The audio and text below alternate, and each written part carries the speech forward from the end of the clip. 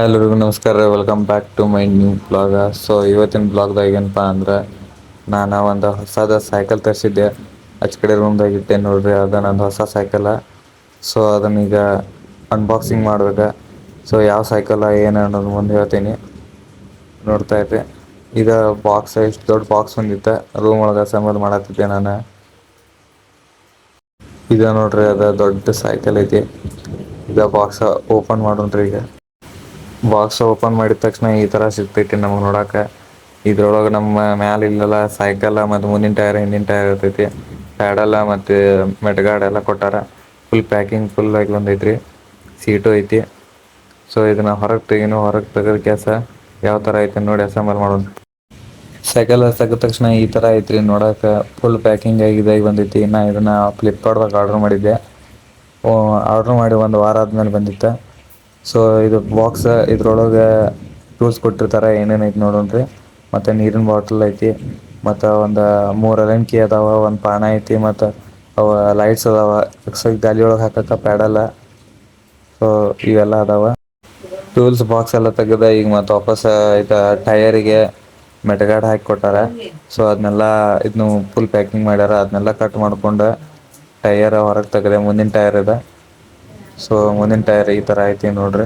Quality ಚಲೋ ಐತಿ. Tyre width ಮತ್ತು ಹೈಟ್ ಆಗಲಿ ಎಲ್ಲ ಚಲೋ ಐತಿ. ಡಬಲ್ ವಾಲ್ ಅಲಾಯ್ ರಿಮ್ಸ್ ಐತಿ. ಸೈಕಲ್ ಒಳಗೆ ಕೊಟ್ಟಿರೋಂಥ ಎಲ್ಲ ಎಸೆಸರೀಸ್ ಹೊರಗೆ ತಗೊಂಡೇರಿ. ಸೀಟ್ ಗೀಟ್ ಎಲ್ಲ ಅದ್ರೊಳಗೆ ಇರ್ತಾವೆ. ಅವನ್ನೆಲ್ಲ ತಗೊಂಡು ಕೆಲಸ ಫಸ್ಟ್ ಸ್ಟಾರ್ಟ್ ಮಾಡಿದ್ದೆ. ಸೈಕಲ್ ಹ್ಯಾಂಡಲ್ ಫಿಟ್ ಮಾಡಕತ್ತಿದ್ದೆ. ಸೊ ಅದನ್ನೆಲ್ಲ ಫಿಟ್ ಮಾಡ್ಕೊಂಡು ಆದ್ಮೇಲೆ ಟೈಯರ್ ಒಳಗೆ ಟೈರ್ ಐತಲ್ಲ, ಇದು ಮುಂದಿನ ಟೈರ್ ಒಳಗೆ ಡಿಸ್ಪ್ಲೇ ಕೊಟ್ಟಿರ್ತಾರೆ. ಸೊ ಅದನ್ನು ಅವ್ರು ಅಸೆಂಬಲ್ ಮಾಡಿರಂಗಿಲ್ಲ. ನಾವು ಅಲ್ಲಿರುವಂಥ ನಟುಗಳೆಲ್ಲ ತೆಗೆದು ಇದನ್ನು ಮಾಡಿ ಅದನ್ನು ಡಿಸ್ಕ್ ಬ್ರೇಕ್ ಹಾಕ್ಬೇಕು.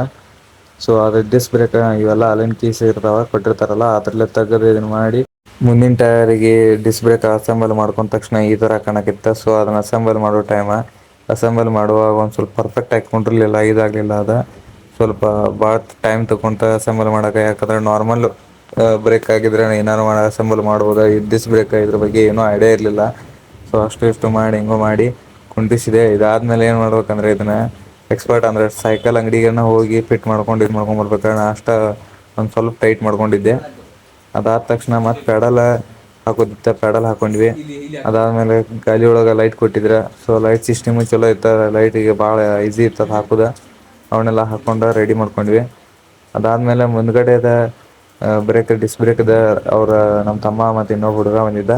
ಅವರಿಬ್ಬರು ಕೂಡಿ ಮುಂದ್ಗಡೆ ಡಿಸ್ಕ್ ಬ್ರೇಕರ್ ರೆಡಿ ಮಾಡತ್ತಿದ್ರು.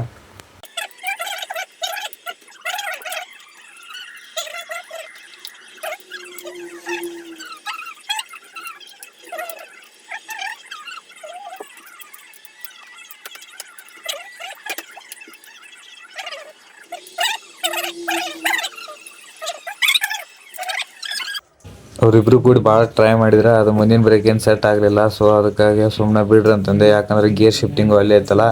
ಸೊ ಆಗಲಿಲ್ಲ ಅದು. ಅದಕ್ಕಾಗಿ ಮತ್ತು ನಾನು ಸ್ವಲ್ಪ ಚೆಕ್ ಮಾಡಿದೆ. ನನ್ನ ಕೈಯಲ್ಲಿ ಆಗಲಿಲ್ಲ. ಆಮೇಲೆ ನಾನು ಆ ಹುಡುಗ ಕೂಡಿ ರ್ಯಾಪಿಂಗ್ ತೆಗಕ್ಕೆ ಸ್ಟಾರ್ಟ್ ಮಾಡ್ಕೊಂಡ್ಬಿಟ್ವಿ.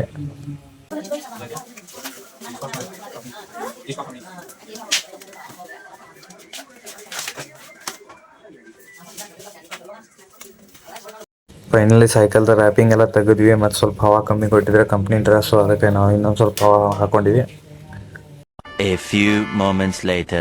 ಫೈನಲಿ ನೋಡ್ರಿ, ನಮ್ಮ ಸೈಕಲ್ ಎಲ್ಲ ರೆಡಿ ಆದ ತಕ್ಷಣ, ಅಂದರೆ ಎಲ್ಲ ಅಸೆಂಬಲ್ ಮಾಡಿದ ತಕ್ಷಣ ಈ ಥರ ಕಾಣಕತ್ತೈತಿ ನೋಡ್ರಿ. ಈ ಥರದ ಕಲರ್ ನಾನು ಚೇಂಜ್ ಮಾಡಿದ್ದೆ. ಅಂದರೆ ಕಲರ್ ನಾನು ಬೇರೆನೋ ಆರ್ಡ್ರ್ ಮಾಡಿದ್ದೆ. ಸೊ ಇದು ಬ್ಲೂ ಕಲರ್ ಬಂದೈತಿ. ನಾನು ಮಾಡಿದ್ದೆ ಗ್ರೀನ್ ಟೈಪ್ ಇರ್ತದ. ಸೊ ಅದು ಗ್ರೀನ್ ಬರಲಿಲ್ಲ. ಈ ಕಲರು ಬಂದೈತಿ. ಈ ಕಲರು ಚಲೋ ಐತ್ರಿ. ಸೊ ಸೈಕಲ್ ಚಲೋ ಐತಿ.